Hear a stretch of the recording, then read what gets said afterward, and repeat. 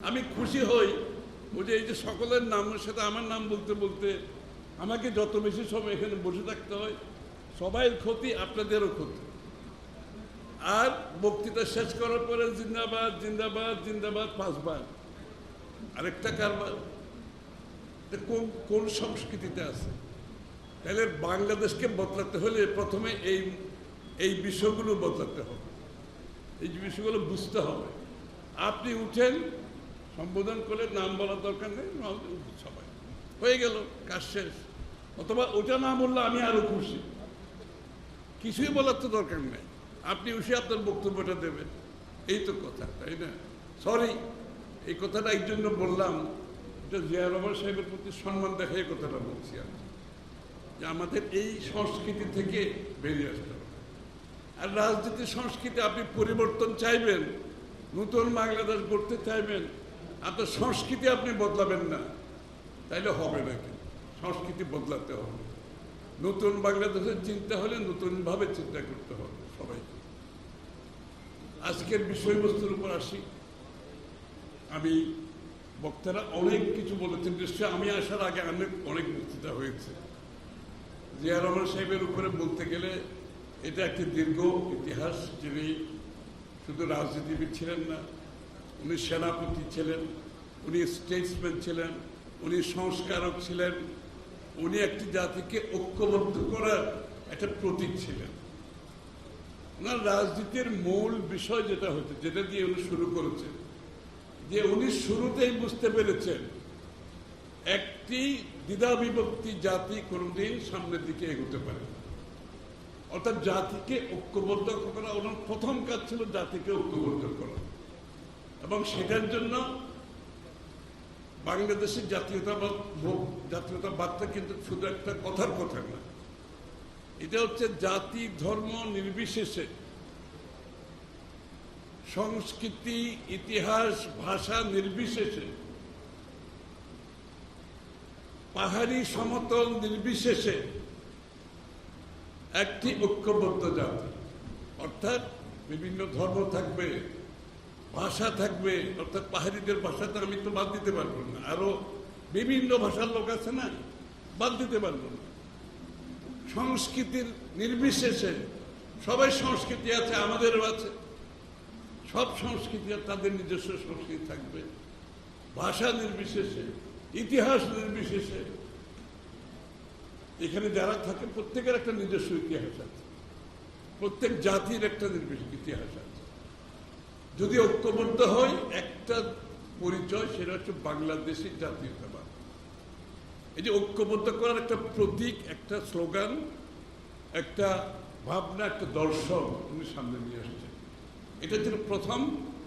দ্বিতীয়ত, উনি ভেবেছেন এই দেশটাকে এখন ঐক্যবদ্ধ করে যদি সামনের দিকে আমরা এগোতে চাই, একটি গণতান্ত্রিক দেশ হতে হবে, বহুদলীয় গণতন্ত্র হতে হবে। এটা আমরা জানি। একটি গণতান্ত্রিক দেশে গণতান্ত্রিক অধিকারের মধ্যে প্রথম অধিকার হচ্ছে অর্থনৈতিক অধিকার। তার জীবনযাত্রা, তার চাকরি বাকরি, ব্যবসা বাণিজ্য, পেশা, যার যার অবস্থান থেকে সকলের জন্য একটা অর্থনৈতিক গণতন্ত্রায়ন। তারেক সাহেব কথাটা বলছি, আপনারা খেয়াল করেন না আমি জানি না, তারেক রহমান সাহেব কিন্তু ওনার বক্তৃতায় অর্থনীতিকে গণতন্ত্রায়নের কথা বলেছেন। আপনি রাজনীতিতে গণতন্ত্রায়ন করবেন, অর্থনীতিতে আপনি পৃষ্ঠপোষকতা করবেন, কিছু লোককে সুবিধা দেবেন, কিছু লোকের জীবনযাত্রার মান উন্নতি হবে আর বাকি লোকের হবে না। অর্থাৎ অর্থনীতিকে গণতন্ত্রায়ন করতে হবে। এটা বিএনপির জিয়াউর রহমান সাহেবের চিন্তা। এটাকে আমরা নতুন মোড়কে বলছি গণতন্ত্রায়নের কথা। অর্থনীতিকে রাজনীতিতে খালি গণতন্ত্র হবে না। এবং এই জন্য উনি কৃষকের কাছে গেছেন, শ্রমিকের কাছে গেছেন, যে ব্যক্তি মালিকানাধীন তাদের কাছে গেছেন, ব্যবসায়ীদের কাছে, পেশাজীবীদের কাছে গেছেন, সুশীল সমাজের কাছে গেছেন, সকলের কাছে গেছেন। অর্থাৎ এই লোকগুলোকে যদি আমরা বাংলা রাষ্ট্রের রাজনৈতিক, অর্থনীতি, সমাজনীতির কাঠামোয় আনতে না পারি, তাদের অবদান যদি না থাকে, তাহলে দেশ কিন্তু এগুলো সম্ভব না। একটা কথা আমি বলি, যেটা আমাদের একটু অনুধাবন করা উচিত। একটা দেশ কিন্তু সরকারি কর্মকর্তারা, পুলিশ, আর্মি এরা চালায় না। এর পেছনে মূল শক্তি কি জানেন? এর পেছনে মূল শক্তি হচ্ছে জনগণের নির্বাচিত যে সরকারটা থাকে, যেই জনগণ এই সরকারকে নির্বাচিত করে সমর্থন করে, ওরা হচ্ছে মূল শক্তি, ওরাই মূল শক্তি। এবং এই শক্তির উপর ভিত্তি করে পুলিশ কাজ করে, এই শক্তির উপর ভিত্তি করে সরকারি কর্মকর্তারা কাজ করে, এই শক্তির উপর ভিত্তি করে সরকারের সমস্ত অ্যাপারেটাস কাজ করে।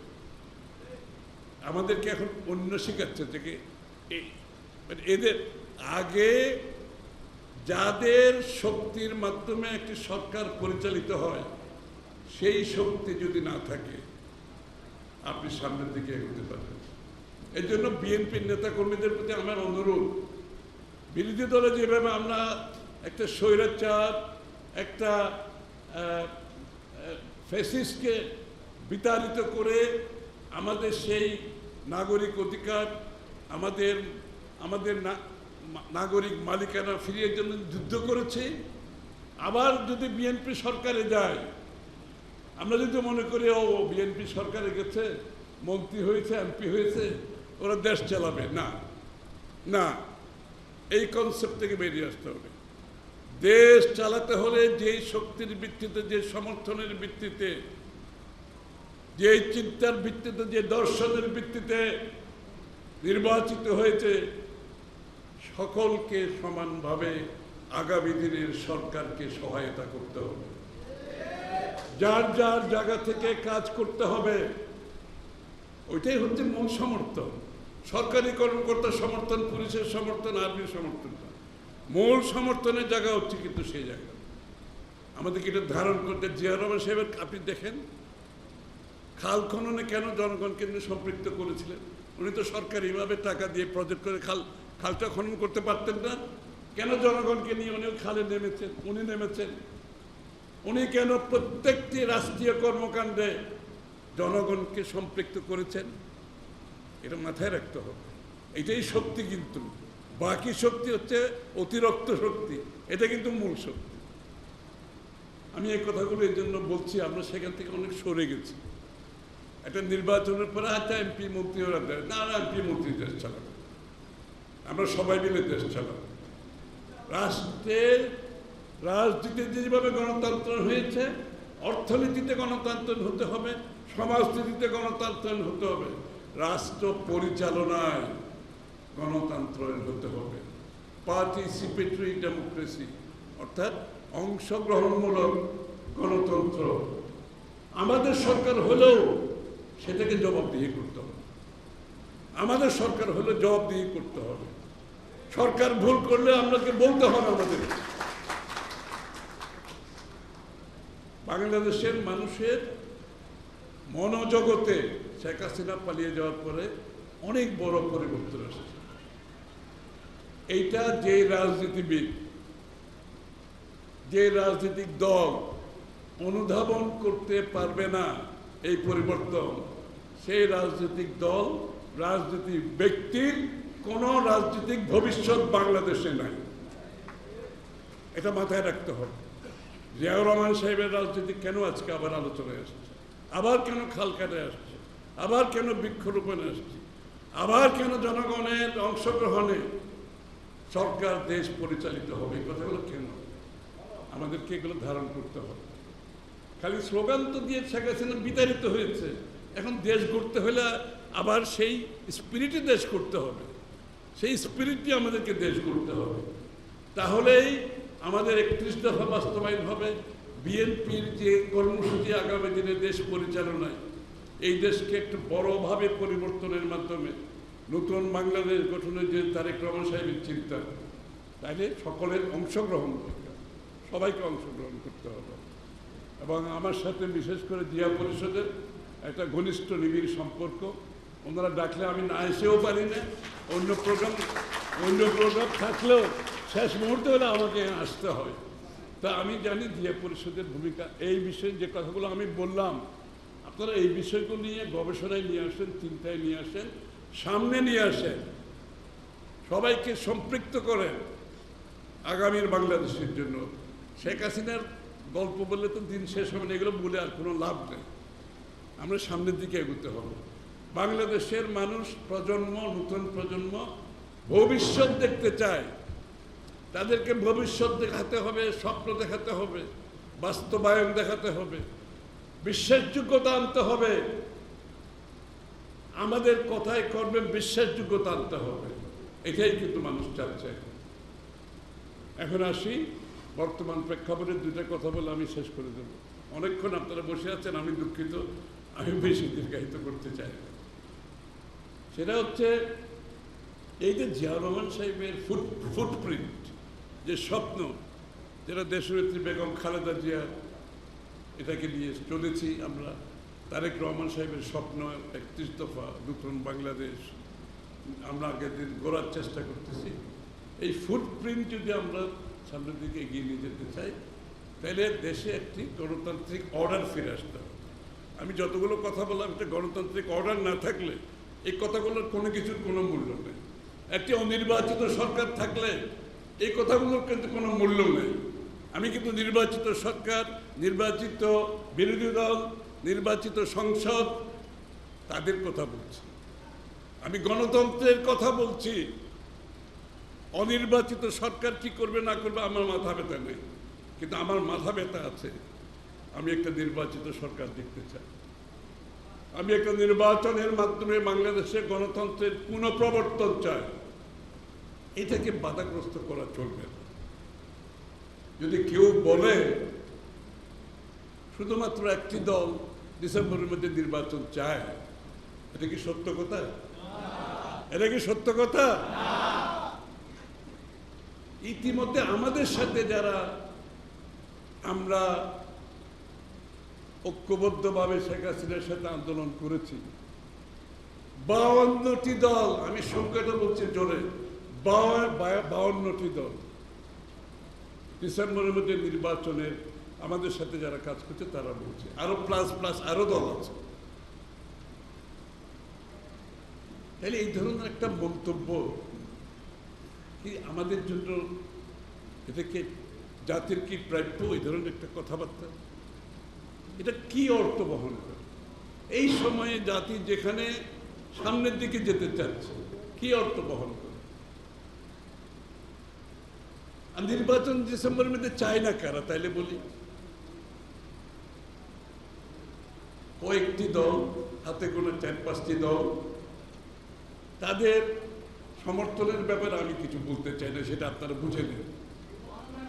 না, আমি বলতে চাই না, এটা জনগণ বুঝে নেবে। এরা এখনো নিবন্ধিত দলও না,